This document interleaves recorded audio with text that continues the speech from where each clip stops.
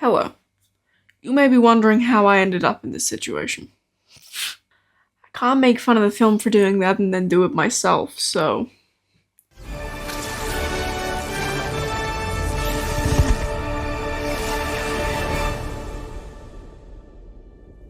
One of the best films, in my opinion, that released in 2024 and that I didn't watch until 2025 was Sonic the Hedgehog 3. If you have seen one or both of the first movies in the Sonic franchise, you might be thinking, that doesn't make any sense to me. That doesn't add up. Those are bad films, and you should feel bad for enjoying them. Now look, I would agree with you. My level of exposure to the Sonic franchise pre-Sonic the Hedgehog 3 left a lot to be desired. I played Super Sonic Racing as a child, and I thought it was a slightly worse game than Mario Kart. And I also used to unintentionally constantly quote the Snapcube Sonic Adventures 2 dub when Eggman says, "I miss my wife Tails, I miss her a lot," which I would say to my roommate after Succession had finished airing in reference to the Succession character Tom Wambsgans. He was my wife. And I miss him, Tails. I miss him a lot. I was shown Sonic the Hedgehog 3 by a friend. It was recommended to me as one of the best movies of the year, and so before I watched it, I decided I should probably watch the first two Sonic movies. This is a mistake. A much better way to experience Sonic the Hedgehog 3 would be to have someone explain the plots of Sonic 1 and 2 beat for beat, and tell you everything that you need to know to get the fullest possible experience out of Sonic the Hedgehog 3 without actually having to watch the first two Sonic movies.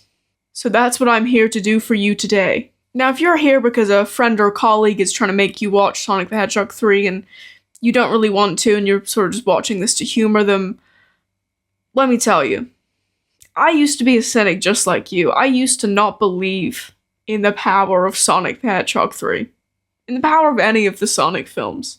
And now that I've come back from that final place, I have to tell you, it's well worth the journey. So without further ado, here is my full recap, review, knowledge, lore, info dumping about the first two Sonic movies. Ignore this date. This is when I'm showing this to my friends to make them watch Sonic the Hedgehog 3. We must start now at the beginning, with Sonic the Hedgehog 2020. When we enter this movie, we have to first ask ourselves, who is Sonic? Sonic was raised by a large owl woman who is killed by the echidna, and so he has to run, and he has been running his whole life. Raised by an owl woman who was killed by the echidna, she gives him magical rings that he can use to go on interdimensional, maybe planetary. He's hopping between places with his magical rings. Maybe other dimensions. Maybe just other planets. The point is, he's going places. So Sonic eventually ends up on Earth using his rings. And he has been living in a cave all by himself. He's been hiding out from the people who were after him. The ones who killed his mother. The echidna. He meets an echidna later and they don't really cover that it was his fault. So, I mean, what? He was there. We don't need to get into it. Sonic starts stalking this man here. His name is Tom. Remember him. He's very important. Why do I find this funny now? I think it's that I'm talking about it as if it's real and as if it's serious, okay? It's deeply not. It's deeply unserious, but to me, it basically means the world. So this is Tom, and this is Tom's wife, Maddie, but Sonic calls them Donut Lord and Pretzel Woman. It's cringe. I know it's cringe. Don't tell me that it's cringe. I'm aware. Tom is a police officer. He's actually the sheriff. He's the sheriff of Green Hills, Wyoming? It might not be Wyoming, but we're gonna say it's Wyoming because I don't remember which state it is set in. So it's Wyoming for now, okay? Okay? Are you okay with that? We're in Wyoming. What you have to understand about Sonic the Hedgehog is that it kind of, for large stretches, plays like a Hallmark movie or like a joke film from 30 Rock, where it's kind of doing all of the usual beats of a film, but like it doesn't seem to have the energy for it. Like it's just playing them out unengaged in its own world. Anyway, here's Sonic. This is Sonic stalking Tom and Maddie, who were a couple. They are married. But one day, Sonic is playing baseball by himself and he gets way too into it and he explodes this blue lightning. That attracts the attention of the US government, who sends out this is Dr. Robotnik. First name Ivo, last name Robotnik, middle name Eggman. Eggman is his name, and actually I can't even get into why Sonic starts calling him Eggman without just committing violence to myself or the world, because it makes me so fucking angry. It's just one of the worst scenes that I've ever seen in a movie, and I actually can't do that. I can't explain it to you, because I feel like that is validating its existence, so just imagine a better reason why he would start calling him Eggman, and just like hold that within yourself, and that can be the real reason for you. But anyway, Robotnik he's like a military government guy. He doesn't believe in the military, I don't think. He just likes I think he's just evil.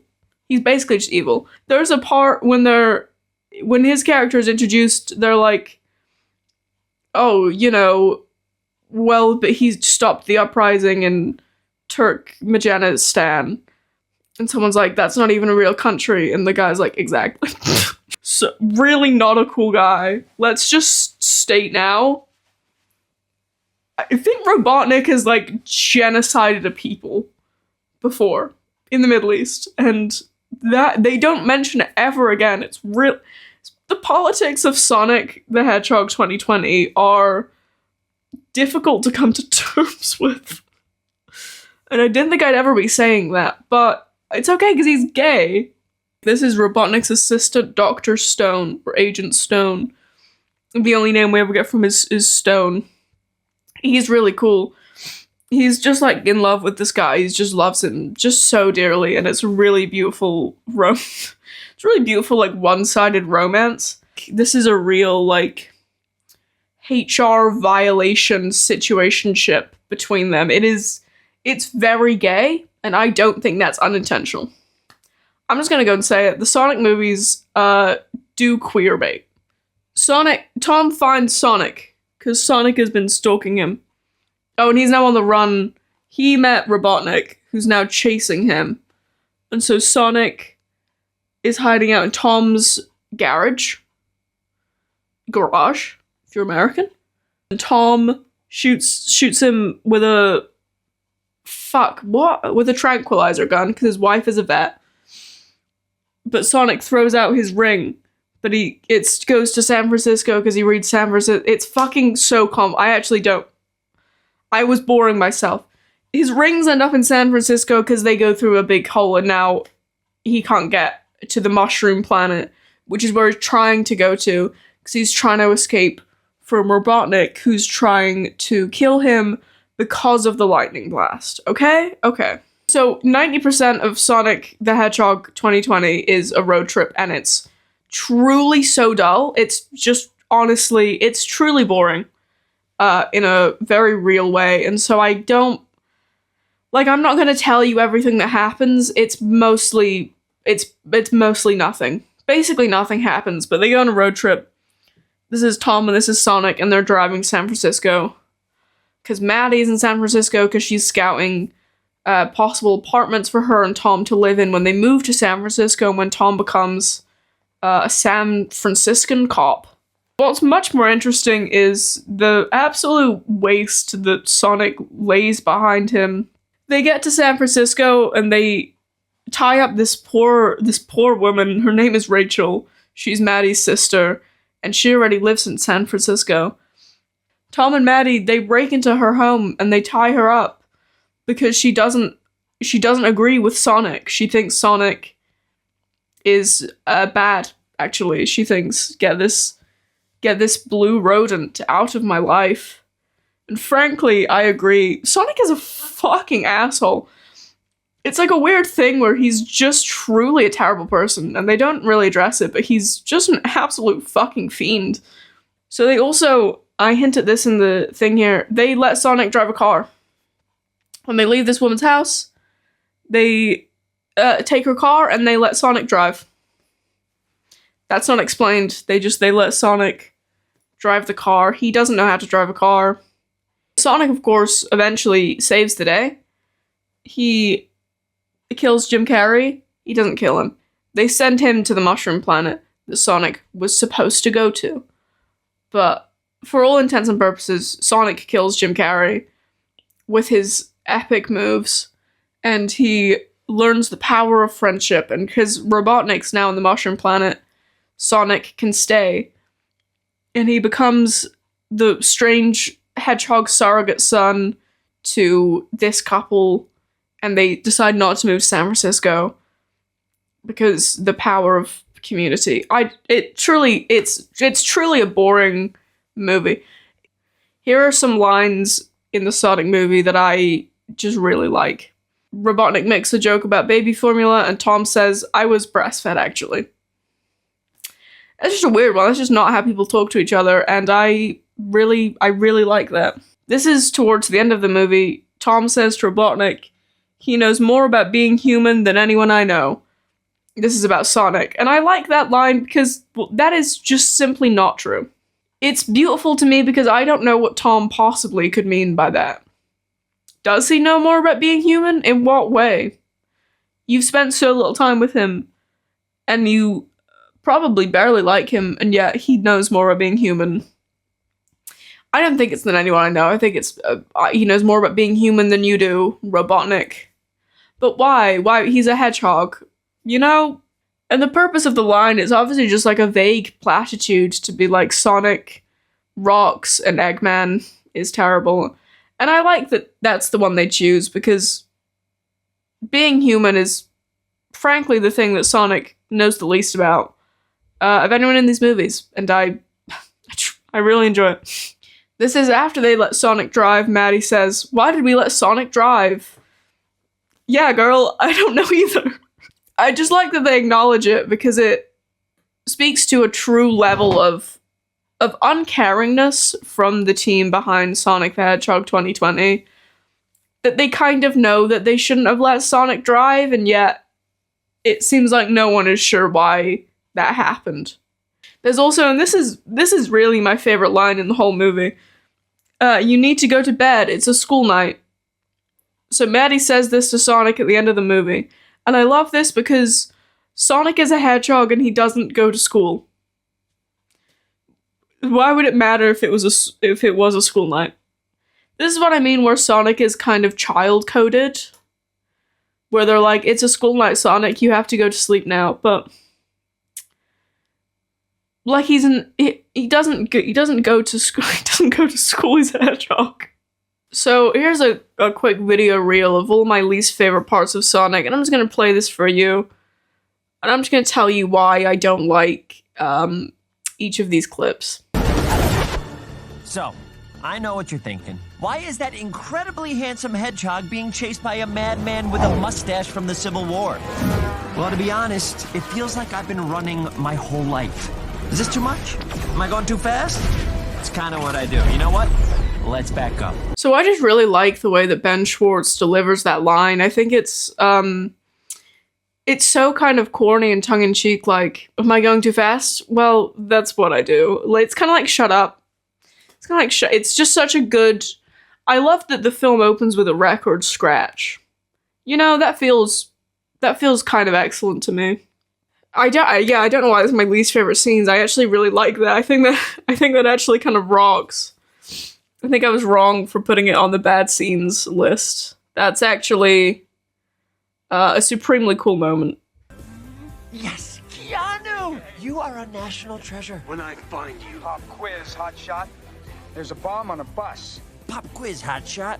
It's a classic line. That is not a classic line from that movie, and frankly, I'm offended that Sonic would suggest it is. Like, I truly don't know what he means. This is what I mean when I say Sonic feels like like a movie pretending to be a movie. Like, it's not actually a real film, it's like a parody of a film. Is that a classic line? Also, what if that was a classic line? Why would you say that? You know, it's just bad. It's just truly a bad scene. So I can get back my rings and use them to go to the Mushroom Planet. Mushroom Planet. That one just feels very like, well, that just happened. Quarry's like a mushroom planet. Okay. Truly just one of my least favorite things in any movie is when a guy's like, but silly plot point. And someone responds, silly plot point? What the hell? I just find it deeply annoying. And I don't care for when Sonic does it either. It's like Sonic's cop dad. I don't like Sonic's cop dad. And I'm not afraid to say that to you, my audience. I think Sonic's cop dad is lame. Oh yeah, baby! A Sonic 1, a Big Tank 0. I'm sorry, did we get that on camera? How are you not dead? I have no idea! So, like, that just makes me want to die. It makes me wish I wasn't alive when I see Sonic floss. Was flossing cool? And my real question is, like, this movie came out in 2020, and I don't remember when flossing was cool. I feel like the shelf life on flossing was extremely short. I don't ever remember thinking it was cool, but in the cultural consciousness, I just feel this one really skipped them by. I don't think they should have let Sonic floss, personally. These are some scenes that I think are actually really good in the Sonic movie, personally. Starting with truly one of my favorite scenes in any movie, probably ever. Police department. Wait, it's me. Hi, I'm so glad that you called. So some guys came in asking some questions, a little creepy. Kind of reminded me of the guys from Men in Black, but not as likable or charming as Will Smith. Wait, what kind of questions? Questions about terrorism? I told them that. I like this because it kind of feels like Wade is sort of just queening out right now. Like, not as charming or charismatic as Will Smith. I just love the way this actor delivers basically all of his lines. He has some truly terrible ones, but, you know, when he gets a good one in there, just this guy, he really fucking kills it in a way that I think is good. Maybe I should check to see if you're okay. You know what's hard about being the smartest person in the world? Everyone else is stupid. Yes, way to go. Just like that he grabbed his mouth there. It's truly just a weird thing to do, and I really like it. I like that Jim Carrey feels like he's just hamming up every single scene he's in. Please let it be known, any criticism that I have of Sonic 1 does not include Jim Carrey. He's doing the performance of a lifetime, quite frankly, and I could watch him in Sonic movies for years. Pin yourself to the wall. You know, I won't miss you when you're gone.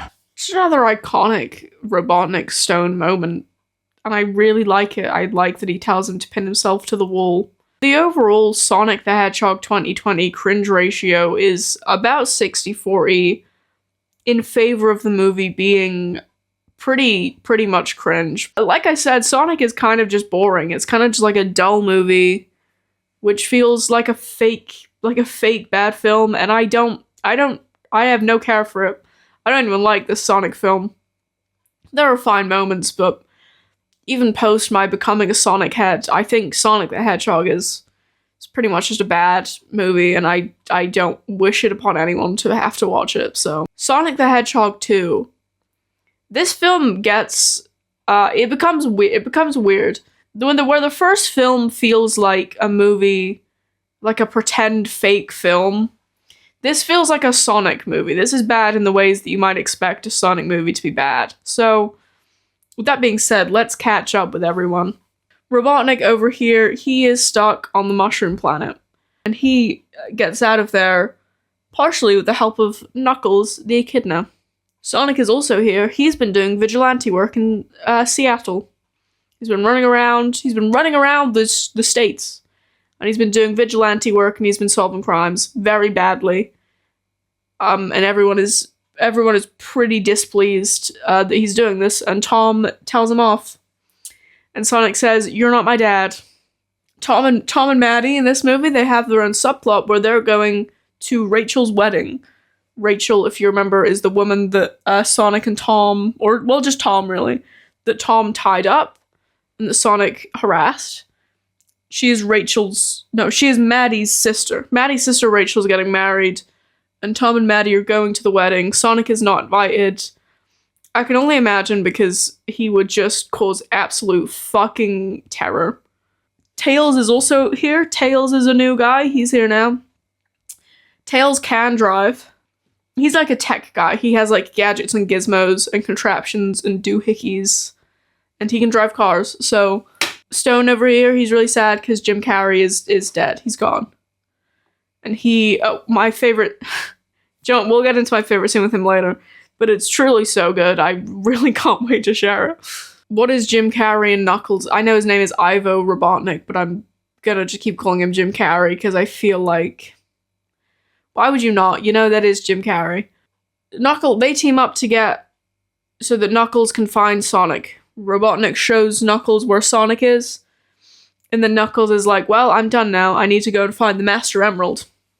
Because he's an echidna. So this is the people who wiped out... This is Sonic's owl mother. So his owl mother knows where the Master Emerald is. Everyone wants the Master Emerald, basically. She's called Longclaw. She had an emerald. And she's hidden it somewhere on Earth.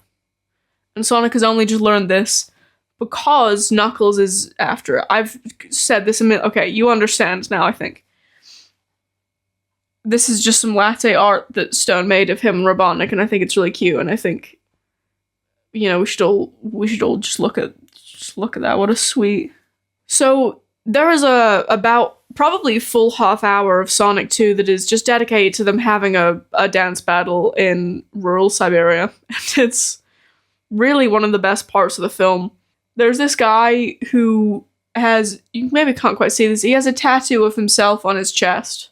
There's my favorite scene in all of the movie is when this guy is about to do his dance battle, he just shows up like this and he does the cross and on himself and then on himself on his chest.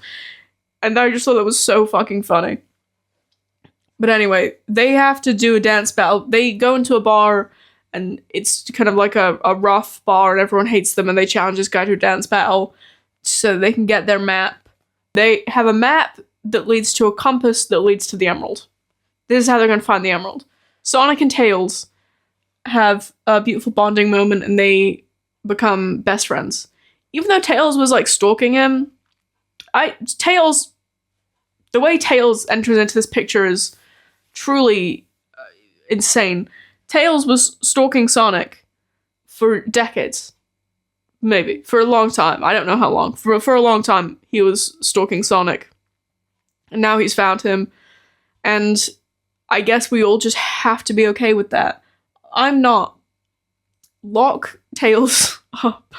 They get the map, and they find the compass to the Master Emerald. Knuckles then drops in with Robotnik, and they take the compass back. And Sonic and Tails end up at Rachel's wedding, which is conveniently in Hawaii, which is near where the emerald is. So everyone is going emeraldward towards Hawaii. So now we need to get into the Tom subplot. So Rachel and Randall, they're getting married, but it turns out their marriage and their wedding and their relationship was all a ploy because Randall works for Gunn, which is a military organization that also this man, Captain Walters, works for. And they arranged this whole thing in order to capture Sonic because they think he is a threat to humanity. When Sonic shows up, they just capture him and this breaks up the wedding.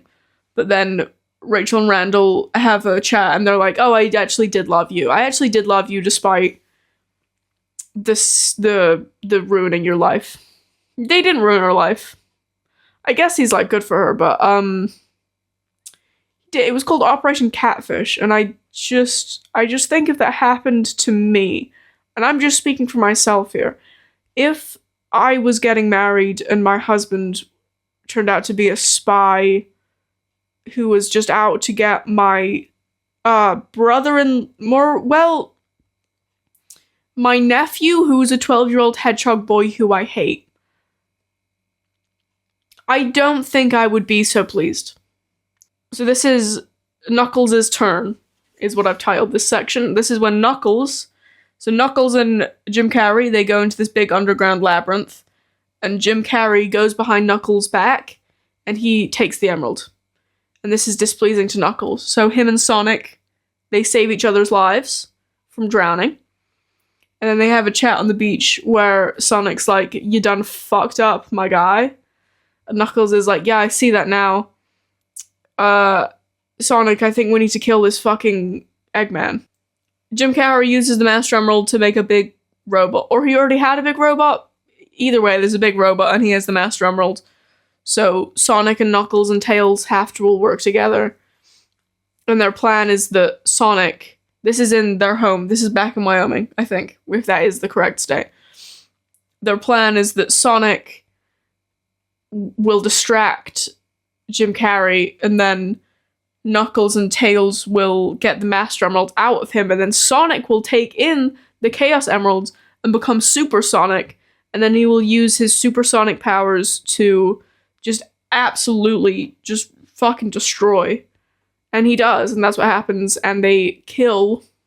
Obviously, he's not going to die, but they kill Robotnik, is what happens in the end of the movie, as you would expect. Here are some good lines that I think are in Sonic 2. "I live rent-free in this dude's head." Sonic says this about Robotnik, and I just think it's kind of cool. I think that kind of rocks. There's a thing for Sonic to say. Okay, this is my favorite moment in all of the Sonic movies. There's a part where Stone makes really this intricate latte art of Dr. Robotnik, and he hands it to a customer, because he owns a coffee shop now. He hands it to a customer, and the guy takes one glance at it, and does like this face, and then stirs it out really aggressively. And the look he gives Stone just can only possibly read as just intense homophobia. He's sick of it. He's sick of this gay shit, and frankly, I support. I've been thinking about Sonic for so long, and it's truly destroying my mind. "I can't die like this, it's derivative." Robotnik says this when he's about to get crushed by a boulder, and it's just a line I quite liked. This is actually too long to get into, but there's just a part where Wade says, "Oh, that's a display bagel." And I liked that because what does that possibly mean? What is a display bagel? Cafes... I don't know about America, but look, in my experience, cafes, the bagels that are on display are also bagels. Like, you can eat, you can eat them, is my point. They're just bagels that they haven't sold yet. So I cannot fathom why there would be a display bagel in Stone's artisan coffee shop, but I like the idea that there would be. Okay, again, here's just some bad moments. Blue menace on the planet called Earth. I'd be happy to show you the way. It's a "do you know the way" joke, and I don't like it at all. I really find it very distasteful, and it displeases me immensely. I wish that wasn't in the movie, I would say. Oh, I can't swim! Help! If I die, don't look in my closet! What does Sonic mean by that? If I die, don't look in my closet. What? Like, I honestly have been racking my brain. I don't know what that means. I don't know what would be in his closet. I don't know what the joke is even implying could be. Like, it truly baffles me, and I really don't. I actually like that. I actually think that's good. I actually don't know why that's in the bad section. I think that's a really great Sonic 2 moment.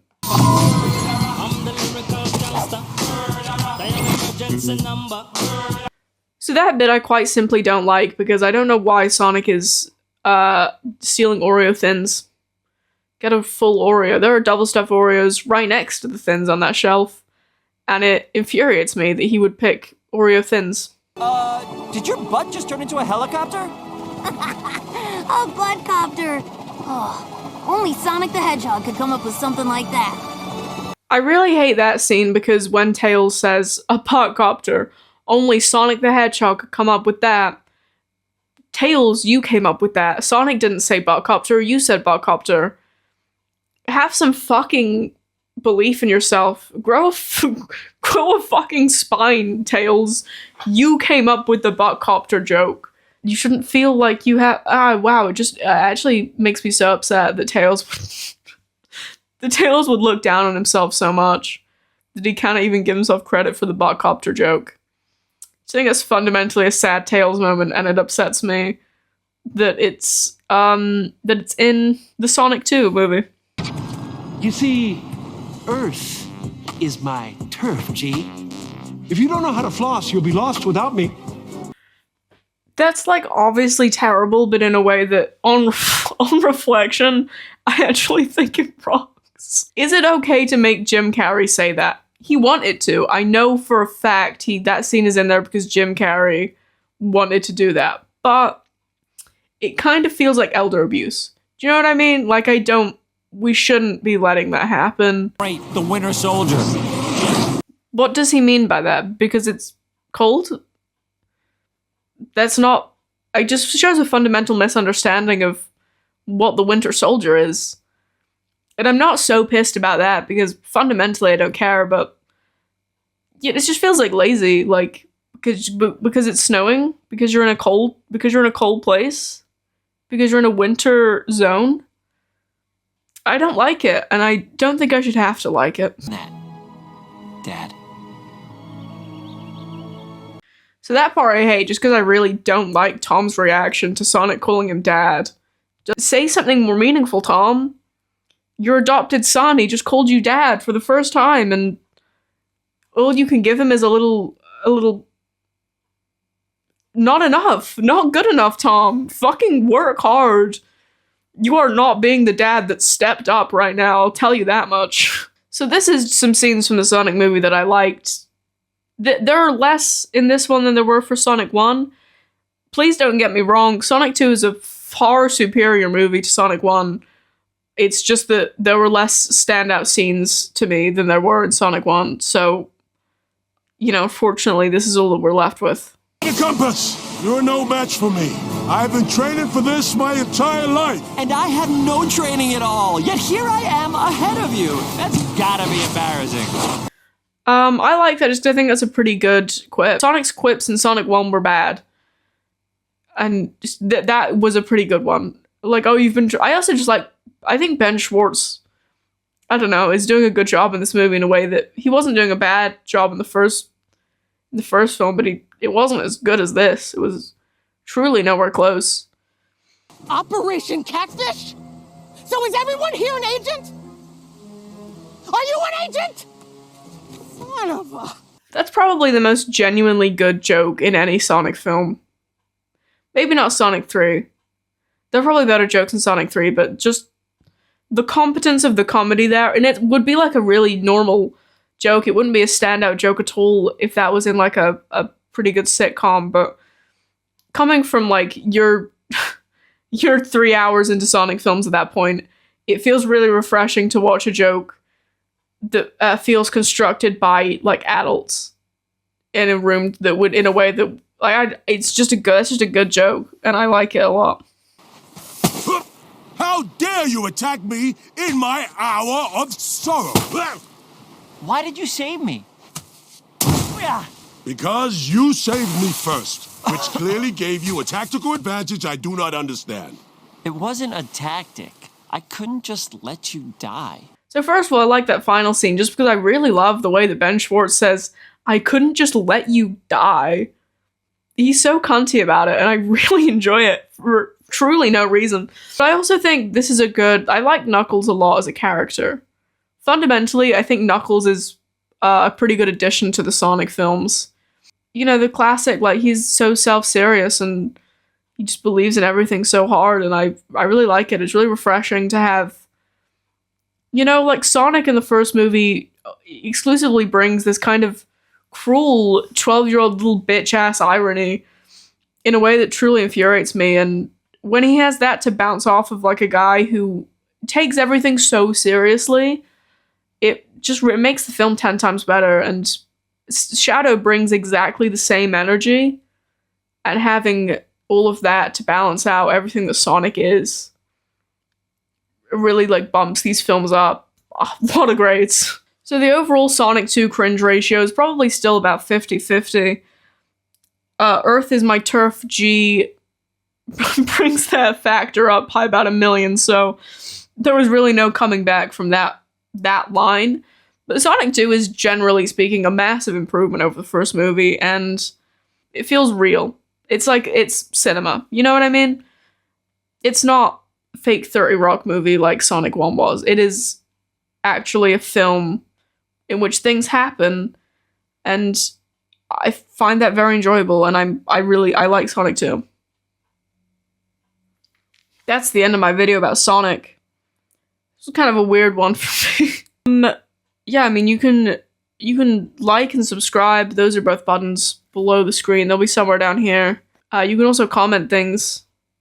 Nice things, preferably. You can comment mean things, but I won't be as happy. And don't you want to make me happy? Don't you want to fucking see a little smile on my face? I watched 2 Sonic movies for you! Tell me nice things! You can also, well, I have other videos as well. None of them are like this. Some of my videos are much more serious. Actually, all of my videos are much more serious than my Sonic 1 and 2 breakdown. You can watch my other videos and you can like and comment on those ones as well. That's really all I have to say, you know. I hope you like Sonic 3, and I hope it brings you as much joy as it's brought me, because God knows my life has been immeasurably improved by the existence of that fucking movie. Like, I can't even get into it, but peace and love to you. Enjoy Sonic 3 for me.